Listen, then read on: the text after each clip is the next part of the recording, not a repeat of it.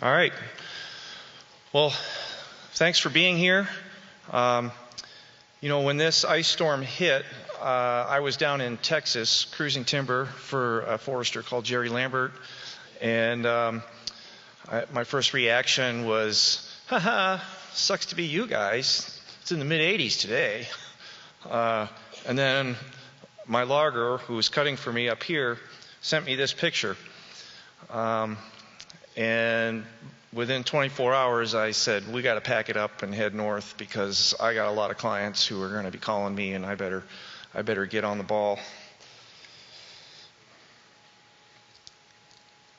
Okay, real quick disclaimer. I'm presenting my opinions. They're not facts, and I could be wrong. This is something that I've never personally experienced before.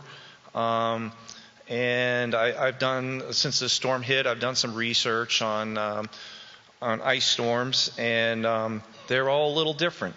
Some places experience a lot of tree mortality, others don't. Before I get into everything, I'm going to give you guys a free psychology class. Just imagine that you're in the woods and that you're resting on this beautiful couch. And you're closing your eyes and relaxing, and you can hear the wind blowing, and you can hear the birds chirping, and you can hear the mosquitoes buzzing around. And remember that this ice storm has happened many, probably hundreds of times right here where we're standing. This is a natural event. Throughout the United States, ice storms this severe have happened many times. So it's a rare event for a human to experience, but it's not a rare event for a forest to experience. And as a human, we have the ability to anticipate the future. And we hate change, and we want predictability, because then our predictions can be right. But the forests already know the future. They're around for centuries. A forest is not a group of individual trees. A forest is a forest. It's an ecosystem. So the forests have prepared for the future, and in the soils on your forest land, there are millions of seeds in the soil, and they're waiting for their chance. This is their moment. This is their opportunity. If you take a cherry seed, it can last for decades in the soil. If you have, you might not have a single aspen tree on your property, and you might find aspen regeneration after this event. Why? Because the roots are underground. Aspen roots can remain viable for 300 years, and they just sit there and wait for their chance. So, you may not like what's happened. It's disturbed my plans. All my management plans have to get redone. But it's a change, and you're going to see new ecosystems on your property. You're going to see different birds. Different bird species will move in to your property that you didn't see before. You're going to probably have better deer hunting in 5 years. Same with grouse hunting. So on that theme, here's a brief list of trees that need full sunlight to grow. Aspen, red pine, jack pine, cherry, paper birch, there's others. All of these trees need full sunlight. When I say full sunlight, I mean full sunlight. No shade. Clear cut, massive wildfire. Even this windstorm in many cases is not enough. Or ice storm, sorry. And then we've got trees that need partial sunlight. And these are oak, white pine, basswood, yellow birch, ash, and I put sugar maple here. A mature sugar maple tree doesn't need that much light, but a seedling does need quite a bit of light. We've been select cutting our northern hardwood stands for a long time in this state, and all the foresters in this area will all attest to the fact that a nice select cut that gives you all these beautiful trees that we want to grow is terrible at regenerating sugar maple. And you don't get that sugar maple regeneration without doing a heavy cut. And because of that management, because landowners want to have select cuts because they look nice, and I select cut my own property, and because foresters want to grow nice big sugar maple log trees, which do really well with a select cut. We have taken our northern hardwood forest and turned them into almost a monoculture. When I started 20-something years ago, I could go into a northern hardwood forest and find 5, 6 different tree species. Now we're down to like 90% sugar maple and a handful of others that are in there. And that's because we do too many select cuts. Select cuts are not natural. So these are shade-tolerant species. Hemlock, balsam fir. Hemlock and balsam fir, you can almost grow it in your closet. Beech, spruce, ironwood, and a sugar maple tree, an established sugar maple tree. And sugar maples are dollar tree. The beech and ironwood, that's what we've been growing after these select cuts. That's what seeds in. Nothing against beech and ironwood, but when all of your regeneration are those two species, we have a problem. So Jerry Lambert told me, he said, I think God has a different plan. I think he didn't like our management plan that we were doing, and we're losing too many tree species. Here's how you do it. Boom.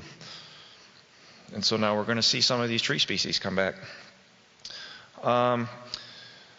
So which species are favored to regenerate? My vote's in general, I think we're going to see a lot of semi-tolerant species, ash, basswood, maybe get some yellow birch. But it's going to be very site specific, and it's going to have a lot to do with how much sunlight that gets and what the local seed sources are, whether that stand has been thinned or not. And we're probably going to see quite a bit of variability from site to site. Pine plantations. Okay, most of the pine plantations are pretty much toast. Not all of them. I've had some that are, I think the worst of the damage in my mind seems to be, if I could draw an oval from Vanderbilt to Lewiston, that seems to be the worst of the areas. And you get outside of that and there's definitely storm damage, but it's not as intense. But everywhere you go, there's a variability. But at any rate, I've been up in Emmett and Presqu'île counties, and the hardwoods look okay, and then the pine plantation right next to the hardwoods are just blasted. So pines definitely took it hard, and we're going to see, as Cheryl said, we're going to get some infestations in here, and those bugs are going to build up their population over the course of this summer, and then they're going to spill over to the nearby live trees and start attacking those. And so if you have a stand that's slightly damaged, it's a good idea to get in there and try and take out the damaged pines so that you can keep the remainders. A stand like this picture here, it's done. You pretty much got to cut it all. To really complicate things is that the quality of the lumber is dropping rapidly, and the mills are completely flooded. The mills are taking wood as much as they can. They're put on extra shifts.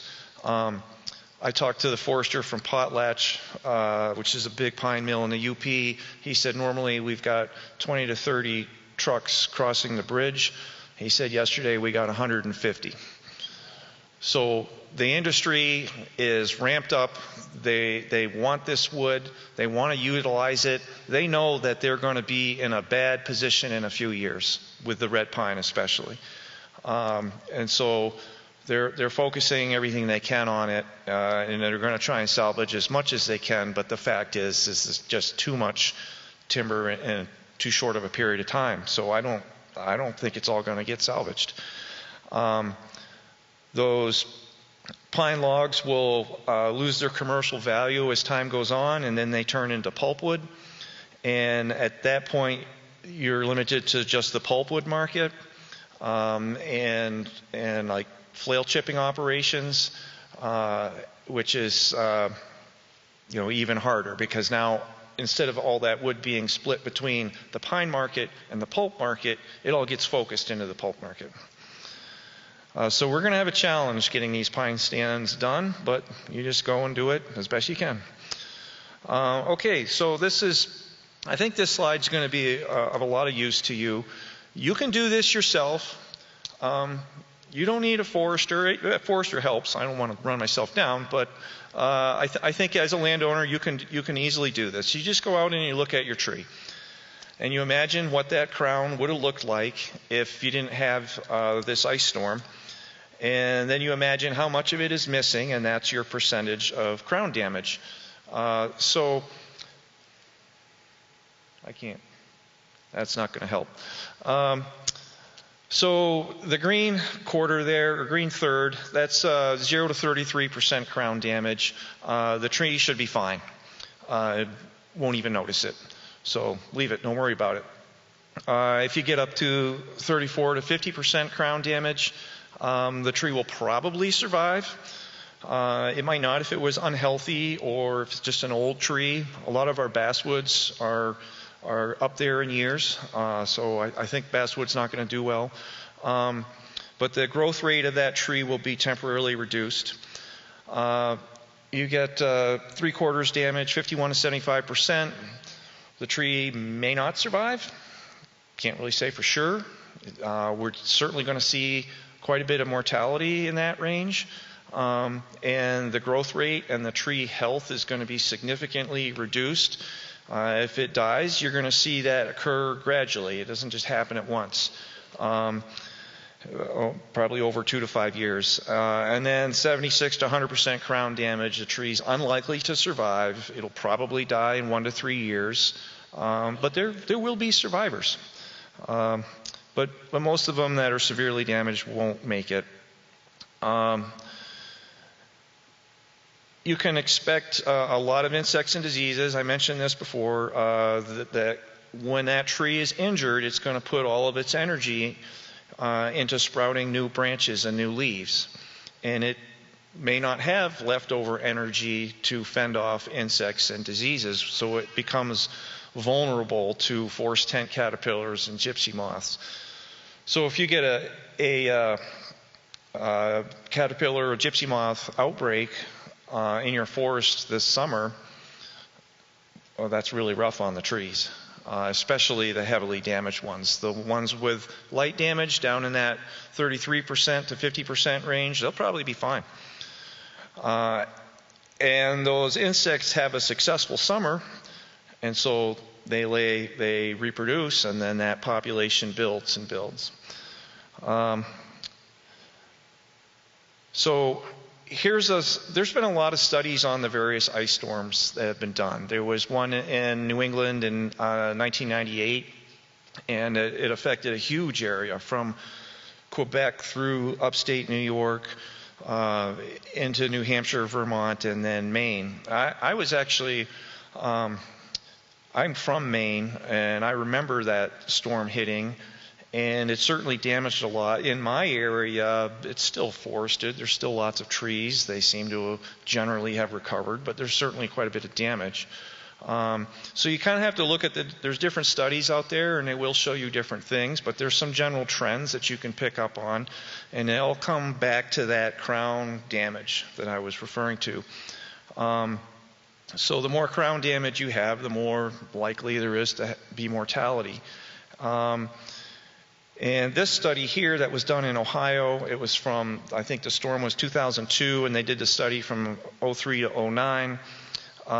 They reported the trees that were lightly damaged with less than 60%, 67% crown loss had a pretty good chance of surviving, 60% chance of surviving.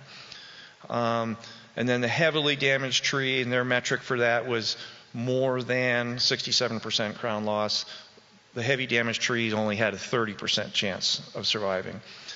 The study showed that sawtimber trees were more likely to die than the smaller trees. Maybe that's because they're older. For all species, any damage that was over a third of the crown would reduce that growth rate for several years. Eventually, the trees that survive, eventually they regrow their canopy and their growth rate kicks back up to what it should be naturally. They reported a lot of epicormic branching in their trees, and one of the most dramatic examples was red maple. And red maple is very prone to, well, by the way, epicormic branching is you got a tree and you get a bunch of light on it and it just sends out little shoots everywhere. It's just trying to get more light, so it just starts growing limbs in all directions. It'll turn into a great big bush. And then that's a tree's mechanism for surviving this traumatic damage. But us foresters don't like it. We want nice, straight, clean trees with leaves and branches on the top so that we can have good timber below it. And really, as I go through this talk, you kind of ought to think about, what are your goals as a landowner? Why do you have this forest? Do you have this forest because you just enjoy it, it's nature, you like it? Or are you actively managing your forest, and are you trying to grow quality wood products? Where are you on that spectrum? They reported that by the end of 2003, almost 60% of the red maple trees had epicormic branching, and by 2009, they almost all had it. There is an increased risk of wildfires with all that debris on the ground, and in my opinion, the red pine plantations are pretty extreme.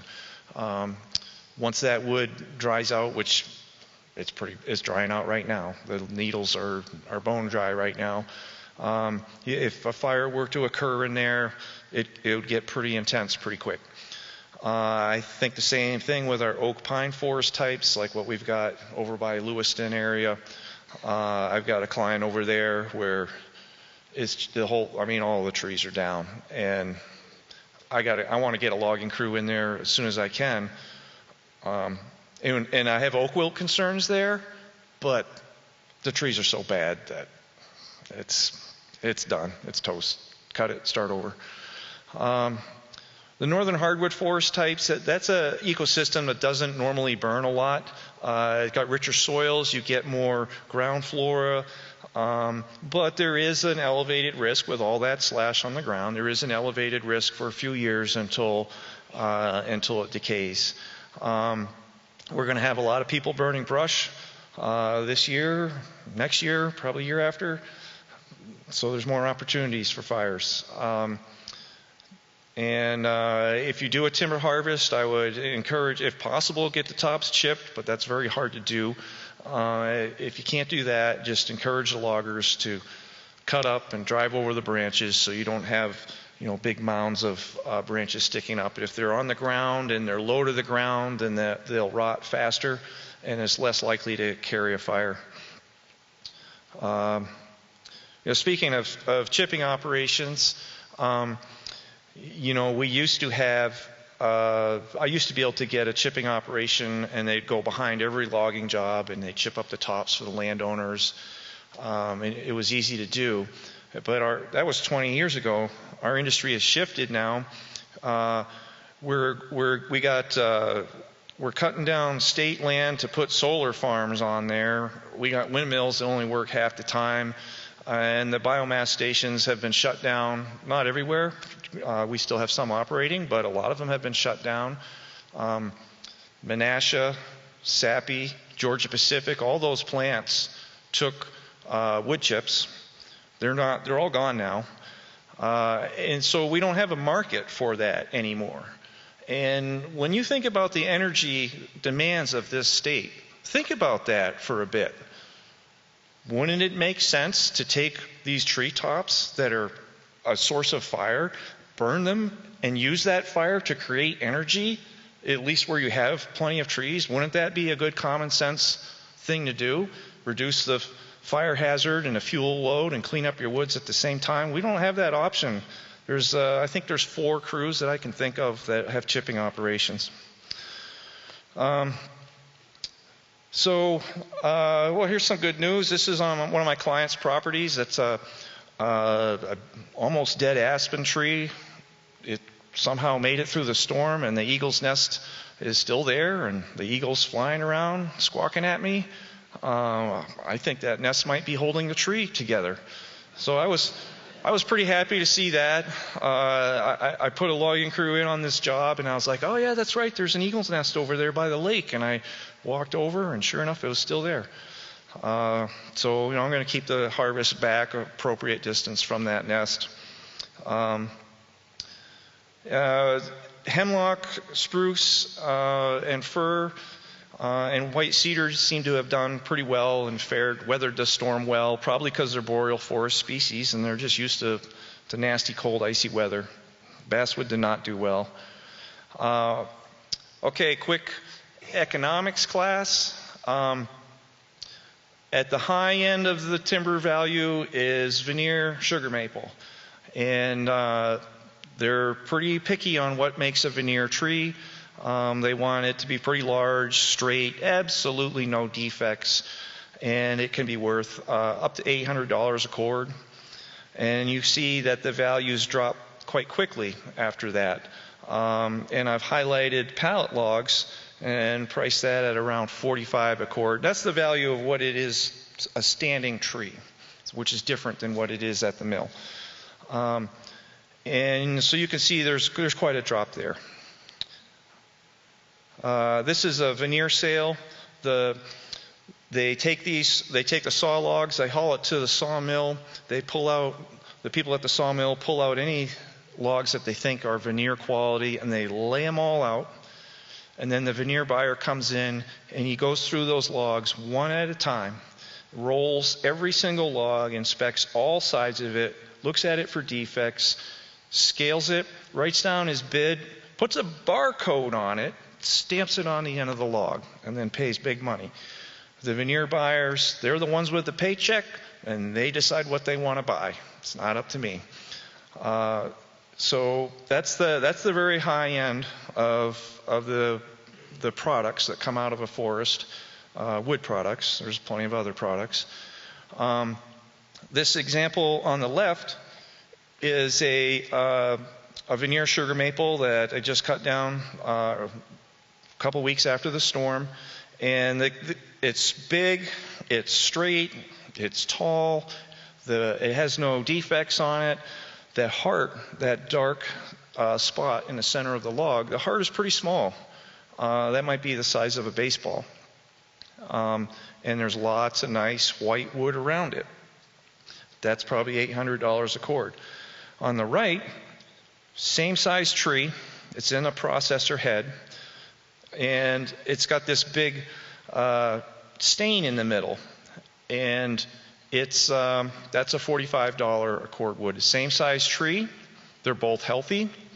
Well, I shouldn't say that. The pallet log tree was looking a little rough, a little rugged. So we see these stains in the butt and the heartwood. We see them in trees that are stressed out, usually, not always, but usually. And so what I'm getting at is as the trees get bigger and older and as they get more stressed, they will develop this butt rot or heart rot, if you call it that. And that drops their value significantly. It's a gradual change. And by the way, the story behind this picture on the right is that I put a logger out on what I told him was a really good job, and the first tree he cut down looked like that. So he took a picture of it and sent it to me to let me know that it was not a good job. But it turned out a lot better. The rest weren't like that. They got to do that, they got to get every leverage they can. Okay, so here's some pictures of some logs with, these are decent grade 2 logs, but they have some obvious defects. The one on the left, there's a big heart in it, and then you can see a big rotten spot there. And that rotten spot is kind of oval shaped, is actually, many years ago, there were 2 trees growing next to each other. One of the trees died, and then the bigger tree, which probably outcompeted the smaller tree. In the forest, it's all a big competition. It's nature. You grow or you die. Well, that one died, and the bigger tree literally grew around it, and then it rotted out. So obviously that's a defect. Nobody's going to cut lumber out of that, but it's still got lots of white wood around the edges of those defects. The log on the right is birdpeck. When you see those, the sapsuckers will drill little holes in the tree in a vertical line. Sometimes you'll see a whole bunch, almost like a typewriter went through. And they drill those holes, and the tree oozes some sap, and then the bugs come and feed on the sap, and then the woodpecker comes back, feeds on the bugs, and gets a drink of sap while he's at it. So the woodpeckers are literally farming your trees for bugs. Both of those trees are capable of living a long, long time. They're healthy trees. Even that rotten spot in there doesn't affect the lifespan of that tree. But it's from a timber quality standpoint, it's a defect. Okay, this slide's about crown damage and timber value. So again, 0 to 33% crown damage, no effect on timber value. The tree's healthy. You get 34 to 50%, and it's going to reduce the growth rate of that tree for a few years, at which point it will recover. For most species, that really doesn't have any effect. For most of your trees, that doesn't have an effect. But if you have a high quality sugar maple log, like in that veneer category, then it may start to suffer a significant reduction in a few years when that heart starts to expand. And there's other reasons why it may reduce in value too. And then from 51 to 75%, then you may see, well, I don't know, the yellow you may not see the tree die, but in the orange range you may see that tree die, and you're going to have you won't really have much value loss until the tree actually dies. And again, this is a gradual process, and some of them are going to make it too. And then of course, if on the extreme end, if the tree dies, you're going to see significant value loss, especially in sugar maple. So again, the key point is the more crown damage you have, the more value loss you're going to get, the sooner you're going to get it. But you do have time. There's no reason to be in a rush. Unless you got red pine, now you need to be in a rush. If you got high value veneer grade 1 quality sugar maple logs, you need to get this harvest done, but you have some time. You probably have a year and a half, maybe 2 years, maybe longer. I might be wrong. Assessing crown damage, these ones all look pretty good. This picture is in a stand that's never been thinned. As a forester, I would want to take out some of those trees with narrow, cramped crowns, but generally they all look good and it's healthy, and just move on. So this is some significant damage that will have significant value loss fairly soon. The tree on the left, obviously the fork blew out of it and it just split in half. They still can, like today, they could cut that and get a decent saw log out of the lower part of that tree. Even with that split, it's a volume loss with that split, but there's still some good wood in there. But as the summer goes on, that exposed wood is going to get stained, and it'll develop this fungal stain in there, which is just a cosmetic thing. It doesn't actually affect the integrity of the tree, but it greatly affects the value. So that tree on the left might go from a grade 2 log down to a pallet log, which is roughly 190 a cord down to 40 a cord. The tree on the right, you can see it's split right there at the fork, and that split, if the wind blows, it may just completely sever it. If it makes it through to the winter, you're going to get ice that'll build up in there and kind of gradually force that apart. And you're going to get a stain that will develop in the upper portion of that log, and it'll work its way down the tree probably about 4 feet. And that stain will happen this summer. So this slide on the left, these are trees with probably 75% or more crown damage. I would recommend harvesting them. The one on the left, again, it's split. You're going to get stain in there, and the canopy's mostly gone. There are some fine branches, so those fine branches are budding out right now. They're starting to put their leaves out, but is it going to have enough resources to make it through? We don't know. The one on the right, so on the one on the right, you don't have that staining issue because all the damage is way up at the top of the tree, and the stain is going to go through the branches, which really don't have any value anyways. It's not affecting the sawlog portion of the tree. So the one on the right, even though it's severely damaged, it will hold its value for quite a while. So these trees are examples of 33% crown loss. The one on the left, you can see it's kind of missing part of its crown, but it looks pretty decent overall. Both these pictures are after a timber harvest that I've got going on right now, and the logger opted to leave those trees because of the crowns. The one on the right, that tree right in the center, is a beautiful looking crown. It goes in all directions. It's like the storm never showed up. It's just fine. So those trees should be fine. Okay, slide on the left, droopy broken branches are deceiving. That's something I've been running into. The logger is, on my job, the logger's making the tree selection, and he's under the tree driving this machine. He looks up and he sees a bunch of branches, and it looks like it's okay, so he leaves it. But then you get back a couple hundred feet, and you can see those branches are just hanging down. They're broken and just haven't been completely severed. So when you're looking at your trees and you're trying to assess what you should do, keep that in mind, that those droopy branches are deceiving. The slide on the right has some droopy branches, but generally it's got a crown, and I think it'll recover. Its growth rate might be reduced, but it should recover. And then, of course, the toughest calls are the ones that are in between. Obviously, if you got a tree that looks good, you're going to keep it. If you got one that's totally blasted, you might cut it. But it's these ones in between that are tough calls, and they make up most of what you've got out there.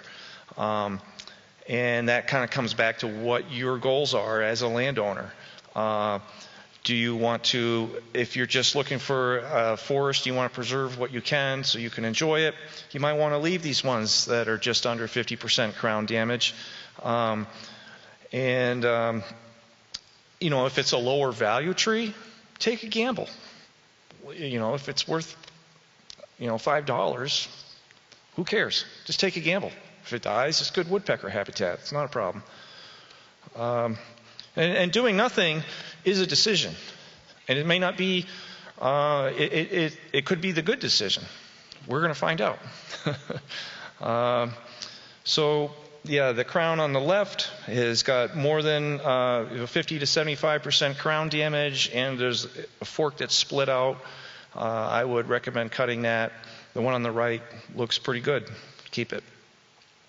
Another picture of generally okay crowns.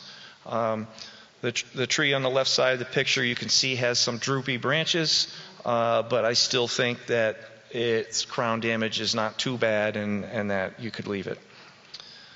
And I mentioned this earlier, but trees are tough. We're all going to be surprised in 5 years of how many trees make it through this storm. And this example on the left was from quite a number of years ago, and I was out there looking at it just a couple weeks ago, and a porcupine, a number of years ago, a porcupine had girdled it. And I never harvested it in the previous harvest because there was a bunch of nice regeneration, new trees growing underneath it, and I didn't want the logger to run over a bunch of new trees to go cut a tree that's worth $1. So I just left it and figured it was going to die. It did not die. It sprouted back. It's doing great. It's a junk tree. It has no potential to grow a quality timber, but it's still alive and kicking. And because it's a young tree with small branches, it did fine in the ice storm. It's the bigger trees with big branches that really got hammered. The tree on the right, that's a fork that blew out. That's on my own property.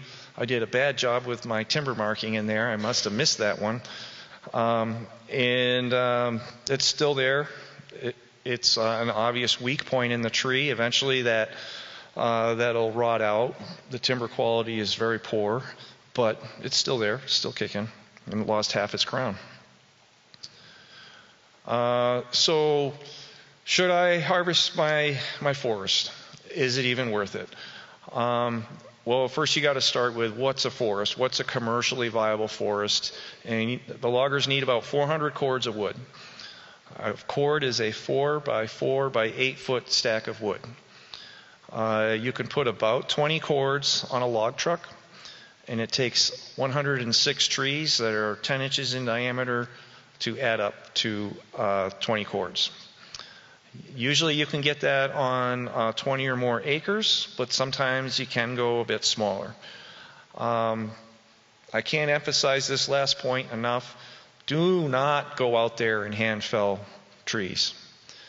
On the best of times, it's extremely dangerous to do that. Every logger that I know who uses a chainsaw and fells trees for a living has been to the hospital. Now, every one of those trees has a dead limb in it. And quick story, I was checking on a logger, and I get out of my pickup truck and I hear the chainsaw running, not the feller buncher or the processor, but the chainsaw. And I'm like, oh, I don't like that. So I walk up, he's halfway through cutting this great big gorgeous veneer quality sugar maple. He's hand cutting it. I know why he's hand cutting it, because it's a veneer tree, and I watch him fell that tree. But if you hand fell a veneer tree, you're less likely to split the base and it'll retain its value, whereas if you use a machine, you run the risk of splitting that base of the tree and potentially losing a veneer log. Well, at any rate, he drops it, and I watch a branch bust out of the tree, and it fell right next to him. The small branches brushed him. The fat end of that branch was probably 8 inches in diameter, and it came down from 70, 80 feet. He didn't even notice it. He couldn't get away from it because there's so much slash around that he couldn't take 2 steps without tripping and falling down. So I told him, you can't run that chainsaw on my job anymore. I understand what you're doing. I appreciate it, but I'd rather have a split veneer log that turns into a pallet log than you get injured on my job. So smaller properties, less than 20 acres, occasionally they can be harvested, but they're really not desirable for loggers. In most cases, the landowner's going to need to pay for services to clean up that job. But there are exceptions. If the timber is exceptionally good quality or high density, or it's very close to another timber harvest. If you are one of those landowners, it helps if you know where your property boundaries are, and you've got it marked, and you know where your utilities are, because the loggers do not want to harvest timber around your utilities. If they accidentally drop a tree on your house, their insurance will not cover it. They're going to have to pay for that out of pocket. And be low maintenance and friendly. These guys got a lot of places that they can go work right now, and there's 20 million acres of forest in the state, and so they can be choosy. Keep in mind that this is really the only business deal that you're going to do for most people where the logger pays you for the timber. You're not hiring them. They're paying you. They set the terms of the deal. Now, that doesn't mean you can't have any standards. You should have some standards. And a reputable logger should do a good job and clean up the roads and the landings when they're done. But at the end of the day, they're paying you, and what they pay you only covers so much. Having said that, I recommend not giving your timber away for free, because everybody else, everyone from me to the logger, to the trucker, to the sawmill, to the people that work at the sawmill, to the people that sell the lumber, all those people are making money. and they're all getting a good living wage, and you've been paying taxes on your property for God knows how long. So get what you can out of it. At the very least, get a case of beer so you can, drink away your worries. Okay. Yes, smaller properties are likely to be ineligible for property tax programs or casualty losses. Larger properties, 20 acres or more, may or may not have merchantable timber, and somebody's got to get out there and take a look. And there's no skipping that step. Somebody's got to get out there and make a map of the property, figure out how many acres you got, where it is, what the access is like, what the timber's like, and if they have to make a decision on whether or not they can do anything. And I've had a lot of clients that have called me up, and they think that their timber is destroyed, and I get out there and I realize it's mostly minor damage.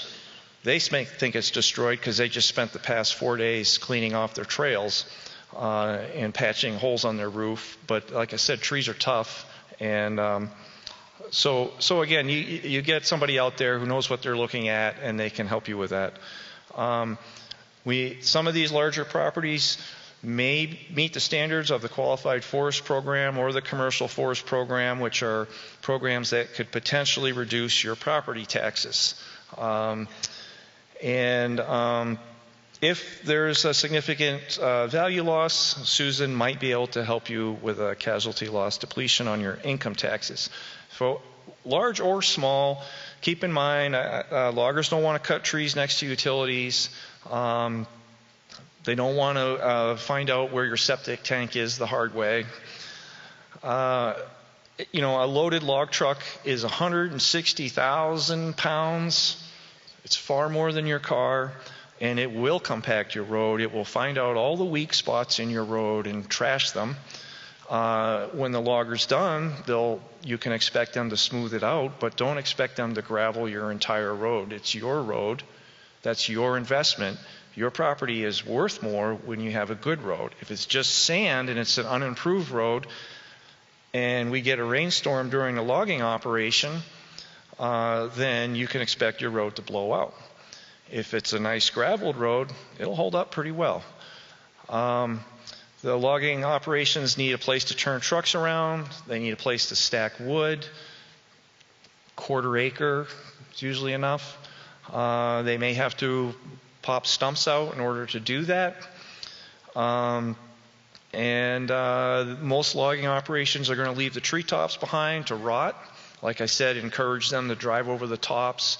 If they're cutting with a processor, they can take that top. Once they get done cutting the tree, they're holding the top in their processor.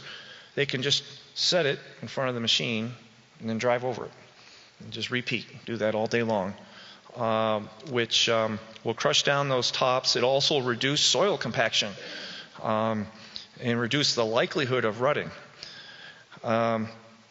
And if you ever wonder why loggers and foresters seem to be talking all about money and dollar signs, it's because that's what they're talking about. That's the world that they live in. If you run a logging operation, you are in a very high-risk business. If you get outside of the machine, you have a very high chance of getting injured. And the only way to be safe is to be in the machine. And then you have payments that might be $20,000, $25,000, $30,000 per month. When these guys have a breakdown, which happens weekly, the repairs are thousands of dollars.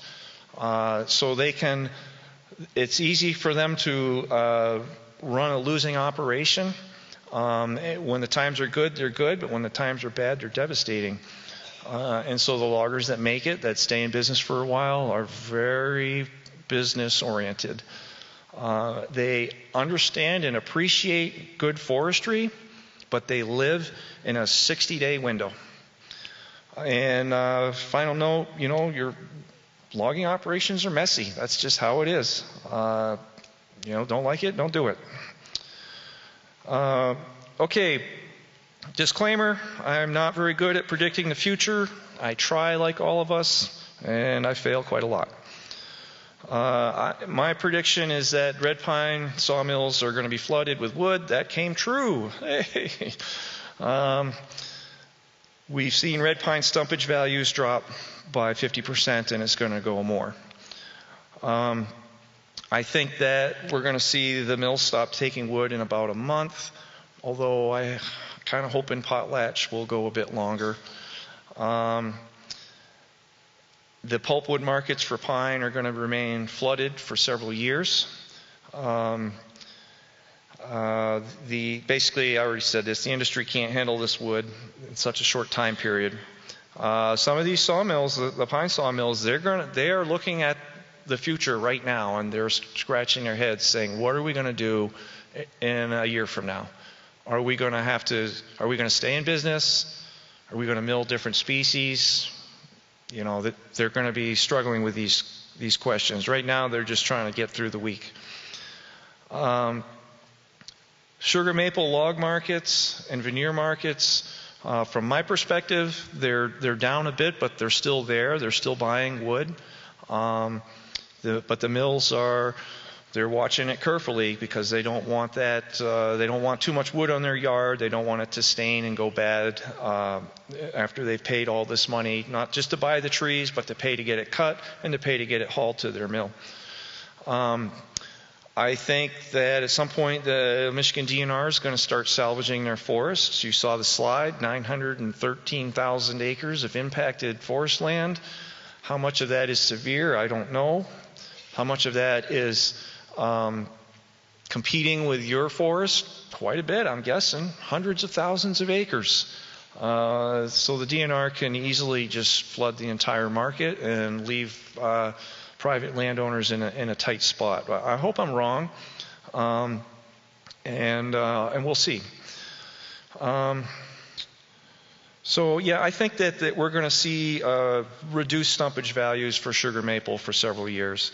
This photo on the right, this is from the Vermont ice storm, and there's a forester out there who, I guess there was a previous ice storm that was in the early 2000s, and a second one in 2008, and then he was salvaging trees, and he cut down this maple and milled it, and you can see the stain that's in it.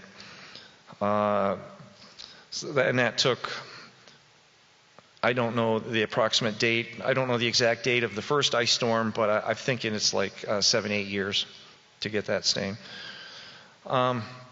Other markets, the aspen market's pretty good right now. If you got damaged aspen, this is a good time to harvest it because all the loggers have moved into red pine and sugar maple. Our pallet log market is chugging along. It seems to be doing okay. I could see it getting flooded too.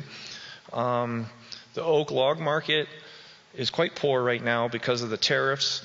Apparently, we were exporting quite a bit of oak lumber to China. But that'll turn around at some point. Usually when we see these market changes, they'll work themselves out in 5-6 months. Basswood pulp is always a terrible market. Hardwood pulp is going to be flooded continually, usually is anyways. Firewood market's great. It's just hard for loggers to move large quantities of firewood. You put 20 cords on a truck, that's enough wood to heat my house for 4 years. So it takes a lot of homeowners for them to, when they're producing 3 loads a day, that's a lot of homeowners to sell that wood to. Keep in mind when I talk about markets that the industry isn't any bigger because of this ice storm. The timber industry in Michigan consumes X amount of wood per year, and that hasn't changed because of the ice storm. What's happened is we've got loggers that are coming into this area to clean up the storm damage, which is good forestry. It makes sense to go after unhealthy, damaged trees and save the good ones that are in other locations for later. And at some point, when our markets get flooded, these loggers that are from out of town are going to head back home. They're going to say, all right, I'm done. I can't keep this up anymore. And they're going to pack up and leave. I've got crews from Manton, Cadillac area cutting for me. I've got crews from the UP cutting for me. I'm going to take them as long as I can get them, but at some point they're going to head home. So conclusions, if you don't have major forest health problems, then just don't harvest. Don't sell your timber on a flooded market. Just wait. Ride it out. If you have damaged red pine, harvest it as soon as you can. If you got high value sugar maple, I think you got about 2 years before we start seeing significant grade changes. So maybe within that window, it might be a bit longer, it's hard to say.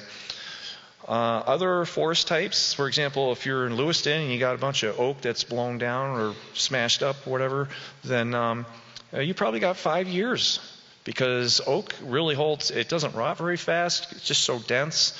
I've had dead oak that the bark is falling off of it, and I sell it to the mill and I get the same price as I do for a live one. So with some of these forest types you have a lot of time, with others you don't. Normally I don't really advocate for playing the timber markets unless they're extreme, because by the time you say, oh, I want to do a timber harvest because the markets are good, well, your forester can't even get to it for 5 or 6 months, and then he'll sell it 8 months after that. Now the markets have changed.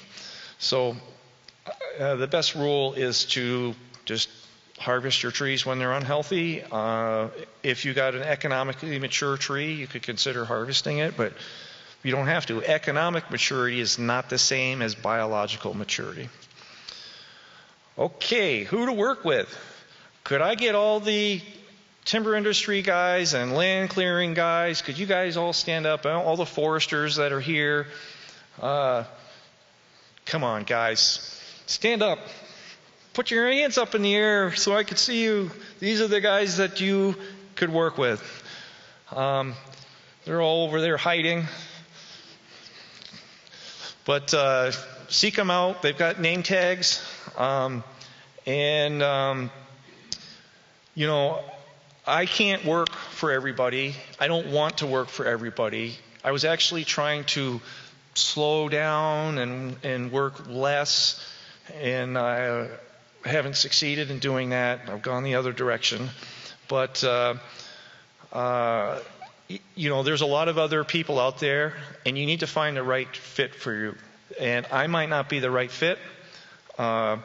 We've got, you know, there's a personality that you just kind of have to click with certain people, and the services that other foresters, industry foresters, consulting foresters, the services they offer are slightly different than what I offer. So look around and find yourself the best deal. You can work directly with a logger. Oh, that's Emmett County's from yesterday. Don't worry about that. And, you know, when you work with loggers, my advice is trust but verify. I have found most loggers to be very honest, very hardworking, but they speak a different language than you do. And timber sales are more complicated than you'd think. You could kind of get a hint of that when I showed you the grade changes. And I only showed you a few of the grades. There's more grades than that. And then each grade has a different value.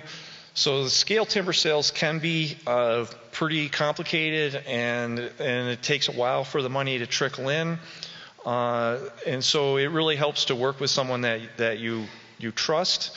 So if look into the background of whoever you're working with, Google them, call other people in the timber industry. We are a small grapevine, and so we wind up knowing all of each other.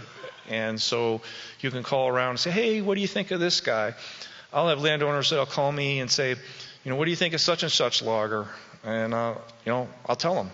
Usually I give a good report, but there's a few loggers that have crossed me who get a bad report, and that's their problem. You're not on anybody's to-do list until you get a contract. You can have a logger or a forester come out and look at your property. They may express some interest. They have a hard time saying no. They want to help you, but they also have to make a decision. Where do I put my machine for the next 60 days? Because it's got to be on the right job that's going to make me money. So if you get someone to come out and look at your property, give them a few days, and then just kind of call them once in a while and gently, you know, remind them, and, you know, see what happens. Because I've experienced this where I think I've got a logger lined up, and then it turns out I don't. I've just been sitting around, you know, waiting on them for something that was never going to happen in the first place. So what are we doing at Metcalfe Forestry? Basically, I am going to do site visits for whoever wants them. You can get on my website. We just started this new branch to our website. It wasn't working very well today because we just started it and we're finding all the glitches, but we'll get it up and running. And there's a questionnaire on there, and you can fill that out. It's going to have all your information. It's going to ask you questions about your property. And these questions are designed to help us decide if you're going to be a fit for us, if we can even be of any use to you. And if you get through the questionnaire, then you have to agree to pay us money.